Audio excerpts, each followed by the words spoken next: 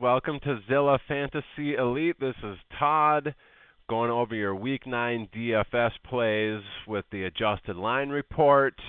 As always, if you are new to this, the adjusted line report is just something that's kind of proprietary to myself. I created this Excel macro that takes all of the offensive line and defensive line adjusted rates for all their blocking and passing ratings essentially, and spits out the team rankings, and then goes through each matchup and spits out all of the stuff. On the left is the pass protection and pass rush, and then all the stuff on the right side is all the run blocking and run defense for both teams. The away team on the top here, we have pass rush on the left, pass protection on the right, and then it goes defense, offense, offense, defense. Flipped on the bottom, the home team goes offense, defense, defense, offense, but left side is passing, right side is blocking. And what we're looking for here is just these green-red matchups. So we see one right here, Seattle at Buffalo. 10th in offensive run blocking, very good. Buffalo, 22nd, they're a red. That means they're one of the worst teams in the league. That's something that you might be able to attack. So that's kind of what we're going to go over. And again, this is Week 9 DFS. Please smash that subscribe button, hit the like if you enjoy these videos that I provide for you. And just to kind of give a brief glimpse, we're just going to go over some of these adjusted line play things that you can attack. It's not necessarily a full DFS rundown. You can get that from any number of websites these days, but this is kind of more in-depth stuff that's looking at just the line play on the offensive defensive line and some matchups that you might be able to exploit. So with that being said, smash that subscribe button, hit the bell so you get the alerts. I do a DFS podcast every day. Today's Thursday. I got some stuff going on this weekend for deer hunting, so I'm not going to be able to put it out on Friday night or Saturday night like I usually do, to wait for all the injury news to come through and COVID news to come through. So we're going to do this Thursday, and hopefully we'll be able to get some success here, which is very often the case using these particular metrics. So let's go over the main slate that you're going to have, which is all of the noon and afternoon games in the NFL this week. First one on the slate that we have, Seattle at Buffalo. As I'd already pointed out, we have Seattle 10th in offensive run blocking. Buffalo's defense is 22nd. So that's a matchup that you can exploit. I'm assuming that Chris Carson will be back for this game, and if that's something that you want to go down. But if Carson is out, I think DJ Dallas is definitely in play here. He's getting like 80% of the snaps with them out. Travis Homer should be back this game and taking away some touches. And Carlos Hyde's already been ruled out with his hamstring. So that is a matchup that you can exploit. But what I'm really looking at here for is the Buffalo pass attack. If you look at Seattle, 28th in the defensive pass rush, that's a red. That means they don't get after the quarterback very well. Their adjusted sack rate is really low, which means they're not going to get after the quarterback. And this is a home game for Buffalo. They can't really run the ball very well, and Seattle's actually not that bad against the run, and Buffalo's run blocking is pretty bad. So Buffalo's probably going to have to keep pace with Seattle. I think Seattle's going to score plenty of points on them. And we're looking at Buffalo. They're going to have to move the ball, I believe, through the air, because that's going to be the easy part. Their offensive pass protection's almost in the top 10, which would make them green. And Seattle just doesn't get after the quarterback. So I think Josh Allen's going to have quite a bit of time in this matchup. So this is one that I'm really heavily with the 55-point total. I think they do chase the highest point total on the slate potentially in this game. So this is one that I would like to attack. I think you're going to want to get Josh Allen in there. He has been pretty brutal for people for the last 3 or 4 weeks now after coming out guns a-blazing those first 3 weeks. So Josh Allen, Stephon Diggs, and John Brown, that is a juicy stack that I'm probably going to have in a bunch of my lineups. That's a smash play this week, I believe. And just with the way that they've been playing, I think this is a stack that you're going to get on this main slate that is actually going to have low rostership percentages. And anytime that you can get that type of a smash play where you get a high total here, 55 points, and they're the underdogs, which probably means that they're going to be trying to come from behind. And then you get a smash play where there are pass protections pretty solid against a weak pass rush. Quarterback's going to have time. Diggs can get deep and get open no matter what, and John Brown is definitely a deep threat. So I'm looking at this as a smash play opportunity. And then on the Seattle side, we do have this red-green matchup here at the run blocking thing. If Chris Carson comes back, I think Carson is definitely somebody that you can play. I don't think they would hold him back necessarily, and he has a pretty good receiving threat. He was getting like 5 or 6 receptions every game before he went down with his injury. If he is out, DJ Dallas is somebody that I would like to run this back with. You can run on Buffalo. They just got smashed last week.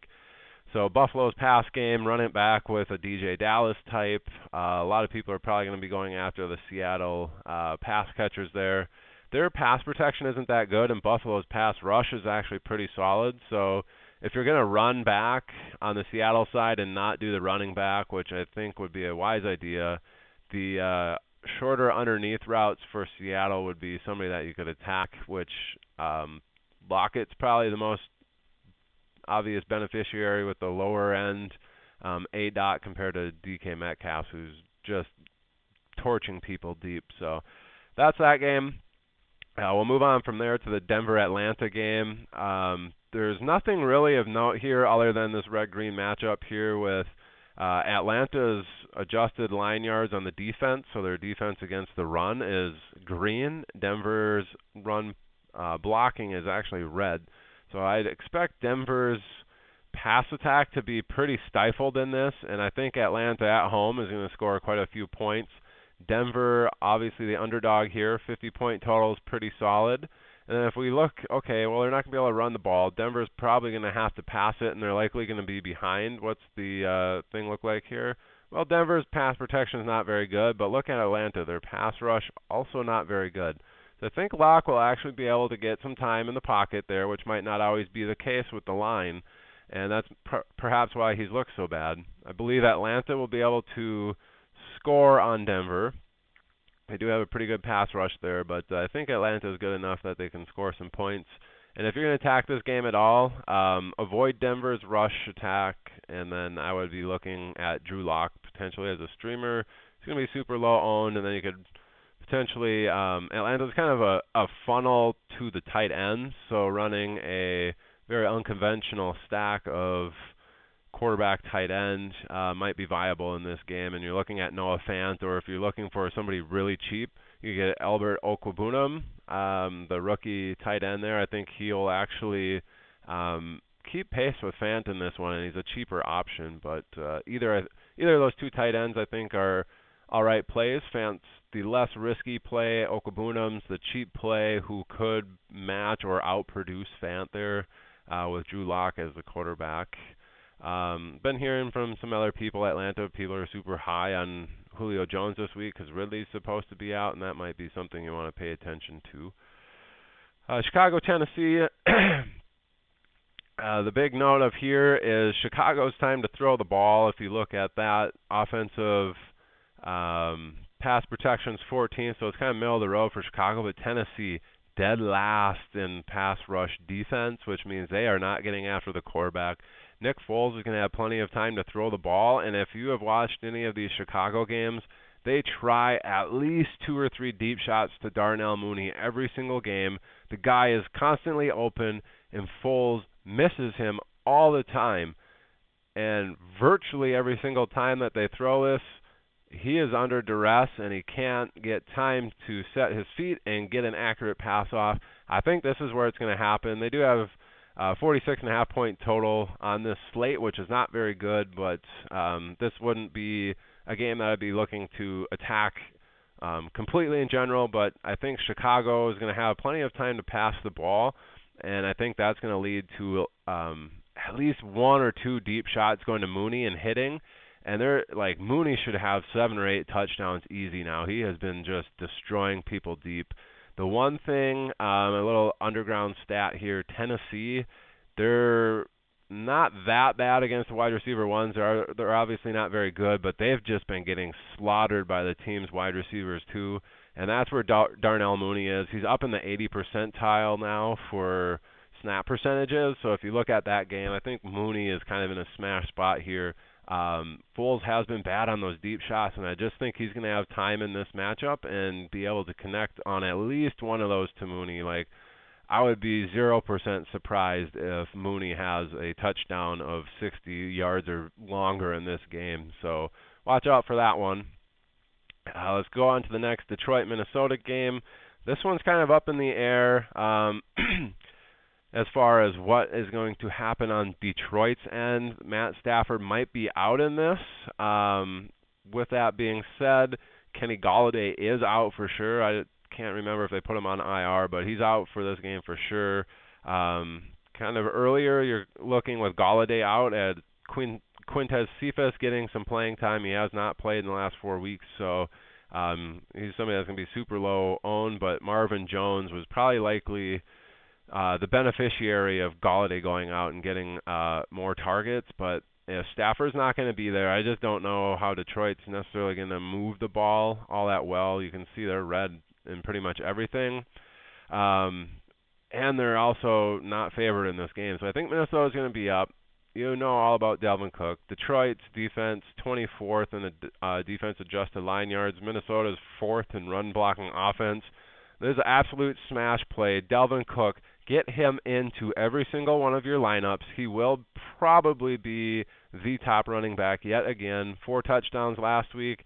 I think he gets another couple this week, if not 3 in this game. I think with Stafford out, if that's the case, they're not going to move the ball that well. They do have a competent backup there and Chase Daniels, but I just think Minnesota defense is starting to gel a little bit more, and where they're susceptible is the pass game with Chase Daniel there, Golladay out. I just don't think Detroit's going to move the ball very well on Minnesota. Minnesota's going to be up big. They're just going to smash Dalvin Cook down their throat, and that is definitely a play that I'm going to have pretty much in every one of my lineups. So get Dalvin Cook in there. 52.5 point total there. I would bet the under on that. I just don't think Detroit's going to score. Don't know if that line has changed since the news with Stafford has come out, but just keep an eye on that. I think it's going to be a little bit lower scoring, but Dalvin Cook is going to do all the scoring on the Minnesota end, so keep that in mind. Baltimore, Indianapolis, next game. Pretty much the only thing of note here. Baltimore is going to have a bad, or not Baltimore, but Indianapolis should have a bad run game in this, just based off of the adjusted line yards, 7th for Baltimore, Indianapolis 28th in run blocking offense. As I said in the waiver wire thing, this might be artificially low just because of Jonathan Taylor's inefficiencies and just looking horrible at the NFL level. That might be dropping their run blocking down more than it actually is for the offensive line itself. The other thing of note, though, is Baltimore's got a ton of COVID things, and I don't know what the latest news is on who's all out or who's all in for Baltimore, but they could be out a lot of their defense, which means that run blocking might be a little bit better against them, but that's kind of the only thing of note, the red-green matchup there. And then if Baltimore's defense is completely decimated, I just don't think they're going to move the ball on the ground against Baltimore, even with the backups in there. Indianapolis pass game would maybe be more in effect, but that's kind of the only one as far as the adjusted line play for Baltimore Indy game. Next we have Kansas City and Carolina. It's at Kansas City. The Kansas City pass attack here, we have 6th in offensive pass protection. Carolina 27th in the pass rush. That means Kansas City is going to have plenty of time to throw the ball. I had suggested Sammy Watkins if he plays and Mecole Hardman as waiver wire ads this week, but with Kansas City being able to pass the ball and have plenty of time, Tyreek Hill and Mecole Hardman are certainly in play this week. If you look at Kansas City's run blocking, they're kind of middle of the road. Carolina hasn't been that bad the last few weeks against the run, so I think it's going to be another Kansas City through the air matchup. I think they're just going to be dominating this game anyway. Carolina might be able to keep it close, potentially moving the ball on Kansas City, but with McCaffrey being back, they might actually be able to put up a few points and make Kansas City actually move the ball more, which just means Patrick Mahomes, Travis Kelce, Tyreek Hill, Mecole Hardman would probably be in play here. That might be something that a lot of people are looking at since Mahomes had such a huge week last week. But doing a stack of Kelsey, Tyreek Hill, and Mahomes and running it back with possibly McCaffrey, you're going to have a lot of high-end people there. You'd have to look for some low-end plays elsewhere, which fortunately on the slate there are some low-end matchups you can get, especially with this Houston-Jacksonville one next. But that's kind of the highlight of this is Kansas City pass attack, and then possibly the Carolina run game with CMC in there. Carolina's run blocking offense is at 13th. Kansas City doesn't do very good against the run. They're 26th in adjusted line yards, so it might be a game where CMC, cheap, he's still listed on the IR on FanDuel for sure. I don't know if he's still listed as out or anything on DraftKings off the top of my head, but he's $2,000 cheaper than he normally is on both of those sites, and being able to get a low-rostered CMC who's going to likely produce in a game if he comes back, that's something that I would want a piece of. So just keep in mind, 52.5 point total there. Could be a smash play with some of those people with a low rostership on CMC, which would be a good thing. Next we have Houston and Jacksonville. Got one red green matchup here, which is Jacksonville run blocking offense. 8th, Houston 31st against the run. They are absolutely atrocious.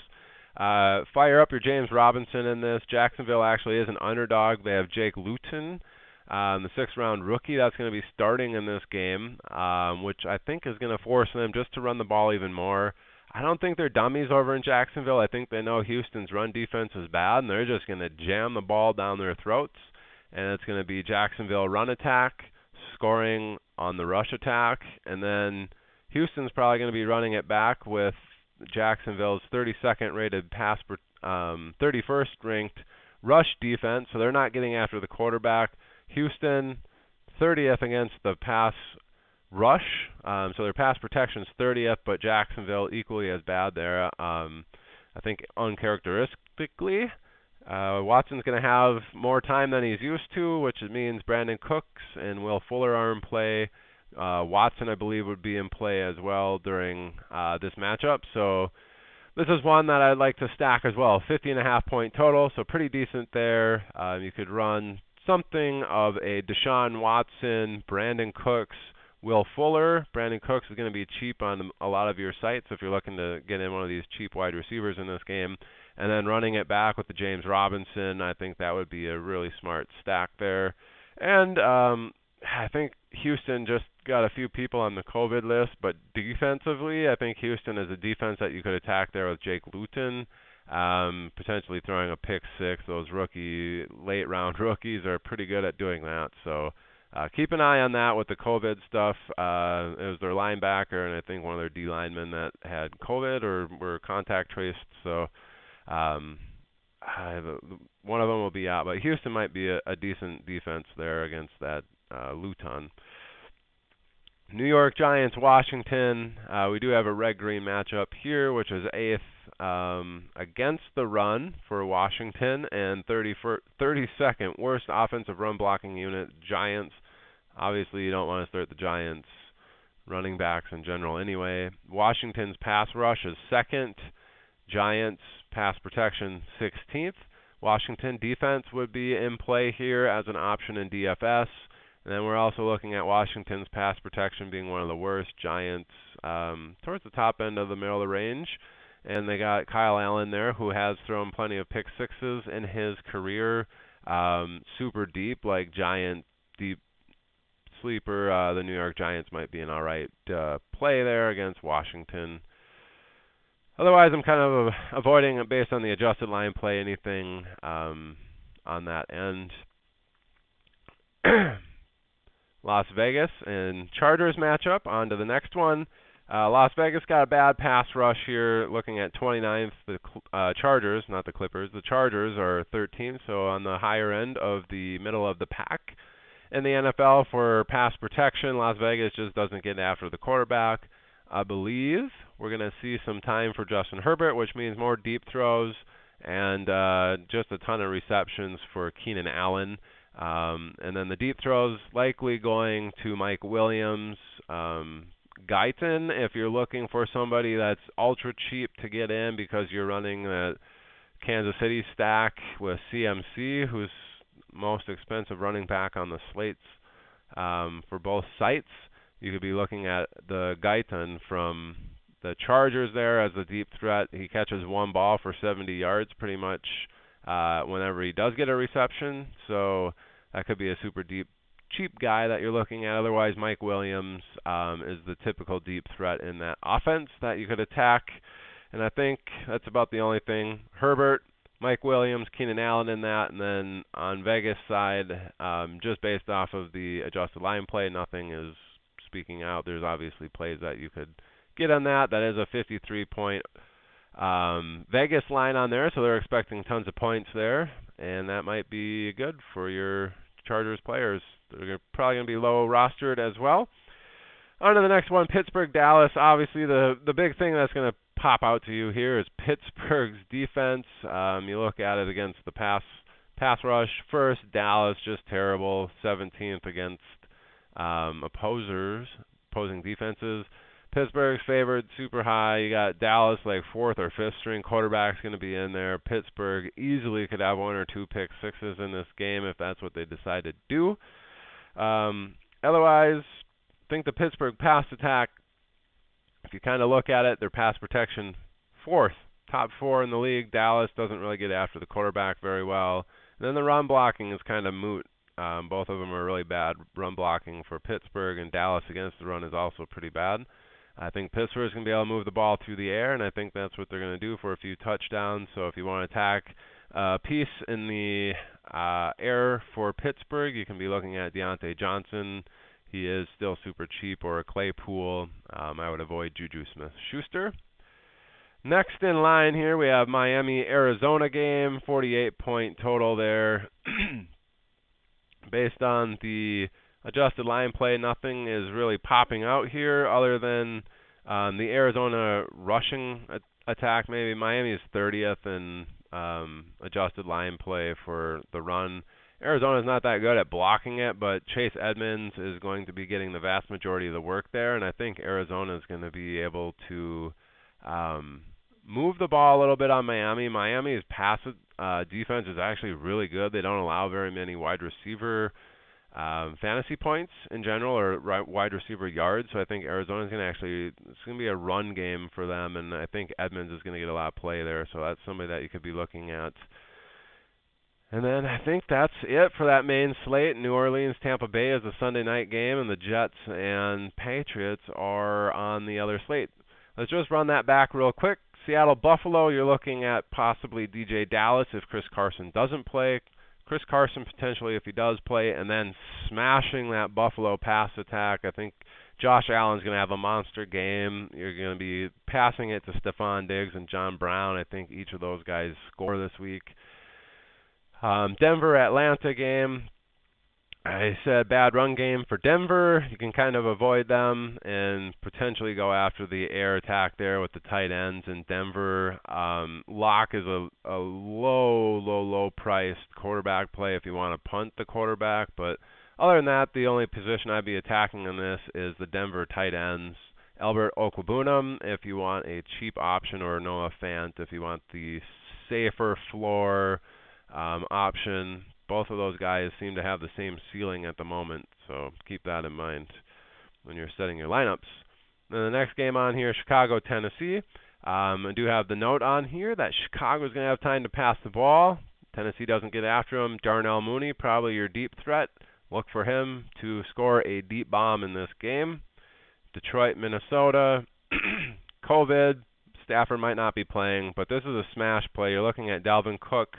Smash him in every single one of your lineups. He will not disappoint you. If he's outside of the top 3, I'd be very surprised. McCaffrey might be the only one that actually beats him out this week if they get some stuff rolling against Kansas City. But the next one on here, Baltimore, Indianapolis. Just a bad game in general for Indianapolis in the run game. And keep your eye out for the Baltimore defensive side, if they're going to have a ton of people out on defense for COVID-related reasons, Indianapolis might be a surprise pick there. But nothing really jumping off the page there other than avoid the Indianapolis run attack. Kansas City, Carolina. We're looking at the Kansas City pass attack against Carolina. So your Mahomes, your Tyreek Hill, Robinson, or Travis Kelce, and then potentially running it back with Christian McCaffrey. I think you can run on Kansas City. And Carolina's run blocking isn't that bad. CMC's first game back. He's listed as on IR or out, I believe, on the two sites. So not a lot of rostership potential, just like the Buffalo pass attack there. Keep an eye on that. Then we got Houston, Jacksonville. This is one that I enjoy stacking both sides. I think the narrative of Houston being up big could be in play here, where Houston's going to move the ball through the air and Jacksonville on the ground. So look at your James Robinson from Jacksonville as a good running back play, and then your Houston pass attack with Deshaun Watson, Will Fuller, and Brandon Cooks. I don't think it's going to be a Cobb game. I think it's going to be more of an explosive pass game option for Houston this week, and that's going to lead to Fuller and Cooks, I think, having some nice games, which they did against Jacksonville the first time around, and then running it back with your James Robinson. New York Giants and Washington. Just kind of the Washington defense on here, and that's about it, and possibly the Giants as a sleeper defense. We have the Vegas Raiders at the Los Angeles Chargers. Los Angeles should have some time to pass the ball because Las Vegas is not very good at rushing the passer. So look at Justin Herbert, Keenan Allen, and Mike Williams in this game. I think Mike Williams will have a few deep targets that are successful. And Keenan Allen should be open, and Herbert's not a dummy from the looks of it. He likes to target guys that are open. So Keenan Allen should have a solid game as well. Pittsburgh-Dallas game. Pittsburgh defense is somebody that you could smash if you're looking to go the high end on the defense route. And then Pittsburgh pass attack. I think Dallas doesn't get after the quarterback very well, and Pittsburgh is fourth in offensive pass protection. So look at Pittsburgh pass attack to be successful. Wouldn't necessarily target Roethlisberger. I don't think they're going to be going crazy in that game. And I would be looking more at Deontay Johnson in the pass attack there. And then we have Miami, Arizona as the last game on the slate. Nothing really popping off here other than that I think Arizona is going to have to run the ball on Miami because Miami is not very good against the run, and they're actually pretty solid at stopping the wide receivers. And I'd be looking at a Chase Edmonds as somebody that might be getting quite a bit of volume in this game and potentially having a multi-touchdown upside in this game. Anyway, that's it for this video. As I said before, it's kind of proprietary information on the adjusted line play and just kind of finding areas that we can attack and players that either make sense or might be ones that you didn't think of, which have good offensive, defensive line play for this week, and that you can smash certain plays this week and consider yourself a lock for some money. So with that being said, please choose wisely in those lineups this week. Sorry it's Thursday. I don't have all the COVID and injury news that's going to be available to you on Sunday morning, but keep an eye on all those guys that I had just listed and smash that subscribe button if you want to make money in your DFS lineups. I can't guarantee it, but this will just give you the information, maybe a little bit extra that you don't have or that other people don't have. Just looking at these numbers, I don't think a lot of people go through these things in depth, so it's an advantage that you can get over your opponents. Thanks for watching, guys. Todd here with Zilla Fantasy Elite. Hope you enjoyed it, and go win some money. See you later, guys. Have a good one.